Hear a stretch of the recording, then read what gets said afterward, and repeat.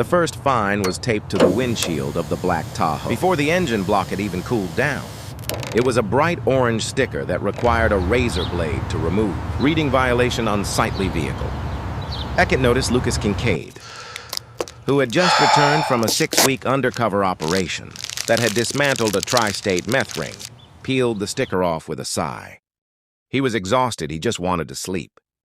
He didn't have the energy to explain to Mrs. Georgette Sterling, the HOA president who patrolled the subdivision in a custom golf cart, that he literally couldn't move the vehicle because it was currently containing secure evidence. Pending transfer, he walked inside, grabbed a coffee, and saw Georgette already marching up his driveway, her clipboard held like a weapon.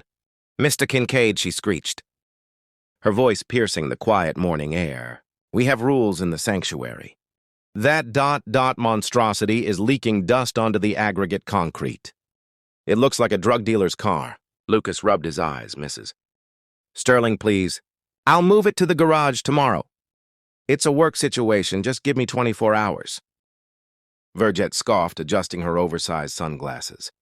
"A work situation? You don't have a job, Lucas. You tinker in your garage. I'm finding you $500 a day until that eyesore is gone. And if it's not gone by noon, I'm calling my tow truck. Do not touch this truck." Georgette, Lucas said, his voice dropping an octave, losing the neighborly warmth seriously. "Do not touch it." Georgette took this as a challenge. To a Korean, a boundary is just a finish line. By 11 a.m., Lucas was dead asleep outside. Georgette had decided that fines were insufficient. She had called Bubba's Towing, a shady company the HOA used for aggressive enforcement. But she didn't stop there. Convinced that Lucas was hiding something illegal, ironically close to the truth, but in the wrong direction, she decided to inspect the vehicle herself before the tow truck arrived. Using a master key, she had bullied the community locksmith into making for her under the guise of emergency safety checks. She popped the lock on the Tahoe's back door. "Let's see what trash you're hoarding," she muttered to herself, rummaging through a duffel bag on the back seat. The silent alarm on Lucas's phone vibrated against his nightstand. He woke up instantly. He checked the camera feed. "Oh, you have got to be kidding me," he whispered. Lucas didn't put on shoes. He didn't put on the shirt. He grabbed his badge and his service weapon holstered and sprinted out the front door, just as Georgette was pulling a sealed, evidence-tagged bag of seized cash and narcotics out of the back seat, holding it up triumphantly for a neighbor to see. "Aha!" she screamed. "I knew it, drugs. I'm calling the poly-federal agent." "Drop the bag!" Lucas's voice boomed like a cannon shot. Georgette froze. She looked at Lucas, then at the badge hanging around his neck, then at the gun on his hip. You can't scare me with fake toys, Lucas," she stammered. Though her hand was trembling, "I am the HOA president, and I am confiscating this contraband found on community property." Georgette put the bag down slowly, Lucas said, walking forward with the calm, terrifying demeanor of a man who hunts cartels for a living.